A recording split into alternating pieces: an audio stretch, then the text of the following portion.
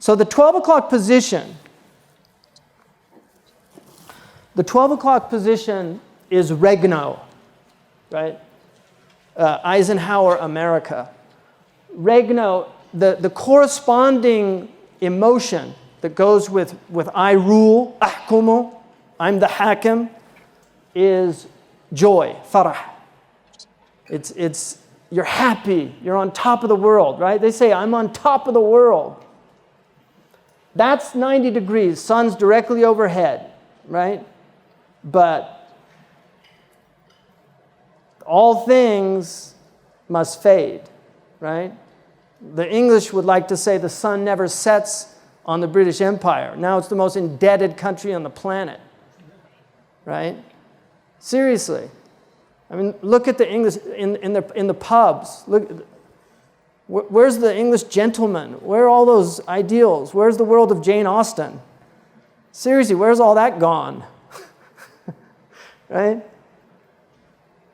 So rule Britannia, Britannia rules the waves, rule Britannia. We'll never, never, never be slaves. Well, you're slaves to the IMF. You're slaves to your mortgage brokers, slaves to your lower passions, right? I'm mostly Irish, so I can pick on the Anglo-Saxons a little bit. Regnave is 3 o'clock, khawf. This is, I ruled. This is where America is now. That's why they're so scared, right? We were up here, and now, we're indebted to China. Our GDP, right? Our debt is greater now than our GDP. And they've got the Wall Street guys saying, don't worry, that was the way it was before World War II. Yeah, well, after World War II. Well, after World War II, you were the most industrial country on the planet, producing more goods and services than any other country in the world. Well, we still are, not for long, right? Because basically the number one industry in America that's making the most money for these corporations is making war machines, right? It's not a really good thing to do. The number one entertainment industry in America is pornography. It's surpassed all other forms of entertainment in terms of money production. Not something to be really proud of, right? So that's fear, and that's why there's so much fear. The Time magazine had a cover, are you scared yet? And there's always, all these, fear. Even though Roosevelt said the only thing we have to fear is fear itself, now fear is cultivated in America. Barry Sanders' book, The Culture of Fear, right? Is your sink covered with deadly microbes? News at 11. Better watch that. And then obviously it's to sell. What are you doing?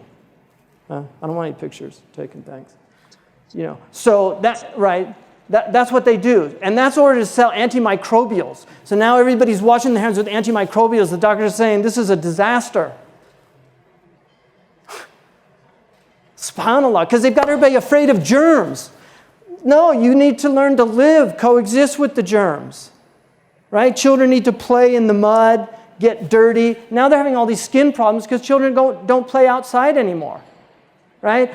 People that are exposed to these things are stronger because their immune system, what doesn't kill you makes you stronger. But no, it's all fear. So this is the regnavi, fear. Kuntu ahkumu. But then you go down, so there's the sun is fading. Now the sun, it's set. Sum sin regno. I used to rule. I don't have a kingdom anymore. This is where the Muslims were. See, the Muslims were up here. But the wheel of fortune swung. And now we're down here. What's the corresponding emotion? Joy, fear, depression, sorrow, huzn. All these Muslims saying, I'm so depressed. I feel so much grief. Look at our conditions. Because we're down here. We're in Sumsin Regno. We used to rule.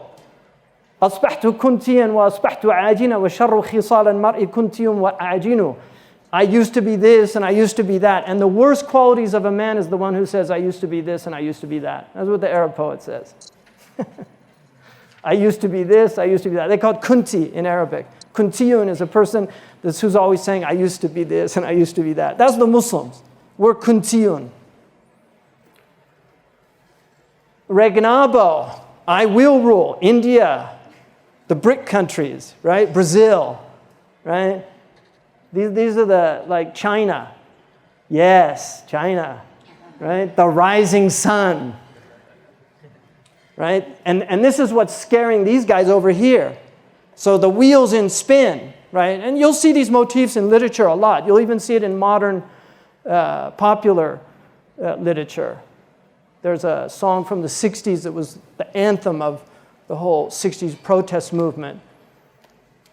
Come writers and critics who prophesize with your pen, and don't speak too soon, and keep your eyes wide, for the chance won't come again, and don't speak too soon because the wheel's still in spin, and there's no telling who that it's naming, and the first one now will be later to win, and the last one now will be later to win, and the loser now will be later to win. The one down here is going to come up here, and the loser now will be later to win, for the times they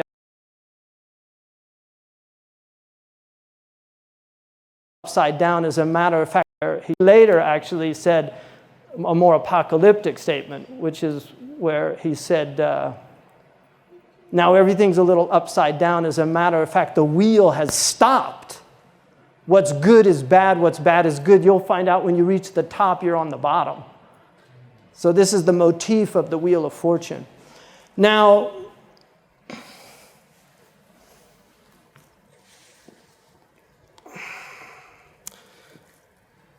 right, the lesson of this is that nobody can stay on the top forever.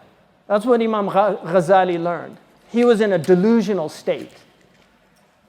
And he was given a great gift. And the great gift is to find yourself at the bottom. That's actually a great gift from God.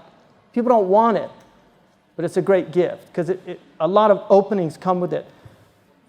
The openings don't come, opportunities come with that regno, because you can do a lot of good, but most people don't. When they're on top, they squander it. Even the technological conquest of nature may be a temporary 12 o'clock victory, right? This is what people think now. Oh, we can solve all these problems with technology. Maybe the technology will actually end up destroying us. Think of 6 o'clock calamities like global warming, environmental disaster, and nuclear accidents.